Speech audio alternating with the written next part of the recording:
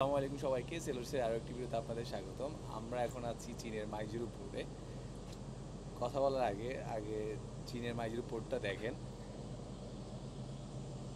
এই পোর্টে আসার পরে আসলে আমি লিটল বিট কনফিউজড যে আমি আসলে কোনো একটা পোর্টে আনলোডিং করতে আসছি না আমি ভুল করে সাজেকে ঢুকে গেছি। আমি জাস্ট লিটল বিট কনফিউজড। এর ভিউটা দেখেন, যে চারপাশে পাহাড় ঘেরা, এর মাঝে হলো এই মাইজুরু পোর্টটা। এটা একটা প্রাইভেট পোর্ট, অনেক সুন্দর একটা পোর্ট। আমার দেখা অনেকগুলো সুন্দর পোর্টের মধ্যে এই এই পোর্টটা একটা। আমি হয়তো এর আগে অনেক বড় বড় পোর্টে গিয়েছি, হয়তো ওই পোর্টগুলাতে অনেক বড় বড় দালান কোঠা ছিল, বাট এরকম একটা প্রাকৃতিক সৌন্দর্যে ঘেরা পোর্ট খুব কমই দেখেছি।